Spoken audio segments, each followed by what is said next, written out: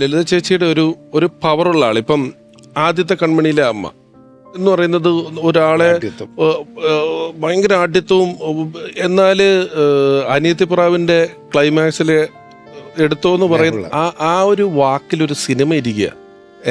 സ്ഫടികത്തിലെ പൊന്നമ്മച്ചി എന്ന് പറയുന്ന കഥാപാത്രം എടുത്താല് അത് വേറെ രീതിയിലിരിക്കും. ഇത്രയും പവർഫുൾ ആയിട്ടുള്ള കഥാപാത്രങ്ങൾ ചെയ്യുമ്പോൾ തന്നെ സന്മനസ്സുള്ളവർക്ക് സമാധാനത്തിൽ നമ്മൾ കണ്ടാല് ദാമോദർജി ഒന്നും വരേണ്ട ഒരു ആവശ്യമില്ല. നേരെ ചൊവ്വയാണെങ്കിൽ ഒറ്റ ആട്ടിന് ഗോപാലകൃഷ്ണ പണിക്കര് വേറെ എവിടെ എത്തേണ്ടതാണ്. പക്ഷെ വളരെ എത്ര പാവം എന്ന് പറഞ്ഞാൽ നമുക്ക് അങ്ങേയറ്റത്തെ പാവം, വളരെ എന്താ പറയുന്നത്, വളരെ ശൗര്യമുള്ളൊരു കഥാപാത്രമാണെങ്കിൽ അങ്ങേയറ്റത്തെ ശൗര്യമുള്ള ഒരു കഥാപാത്രം. പഴയൊരു സംഭവമാണ് കേൾക്കുന്നേ അല്ലേ, കേൾക്കൂ ഗജകേസരി യോഗം.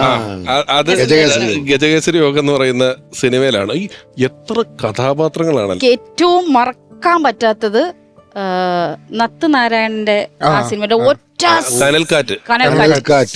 ഞാൻ ഇപ്പോഴും അതിന്റെ ക്ലിപ്പിംഗ് കണ്ടാൽ ഞാൻ കരയും.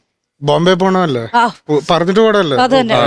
ഇപ്പോഴും ഞാൻ കരയും. ആ ഒരൊറ്റ എപ്പോ കണ്ടാലും അത് കരയും. എനിക്ക് എന്താണെന്നറിയില്ല, അതൊരു ഒറ്റ സീൻ മതി. ഞാൻ ഇതുപോലെ കരയുന്ന ഒരു സീനുണ്ട്. എനിക്ക് മനസ്സിനക്കരെ എന്ന് പറയുന്ന സിനിമയിൽ ഇവര് ഷീലാമയും ലളിത ചേച്ചിയും കൂടെ യാത്ര പറയുന്ന ഒരു സീനുണ്ട്.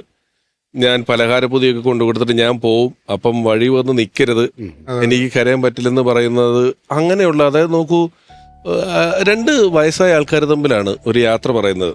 സുഹൃത്തുക്കളാണ്, വലിയ സുഹൃത്തുക്കളാണ്. ഒരു സീനിൽ അതിന്റെ ഒരു മോഡുലേഷനും ഇവരുടെ ഒരു പ്രസന്റേഷനും കാര്യങ്ങളെന്ന് പറയുന്നത് നമ്മൾ ഇപ്പം ഇരുന്ന് പറയുമ്പോൾ നമ്മൾ ആരും റെഫർ ചെയ്തിട്ടോ ഗൂഗിൾ നോക്കിയിട്ടോ ഒന്നും അല്ല പറയുന്നത്. നമുക്ക് ഇത്രയും ക്യാരക്ടറുകൾ മനസ്സിൽ ഫീഡ് ചെയ്യാണ്.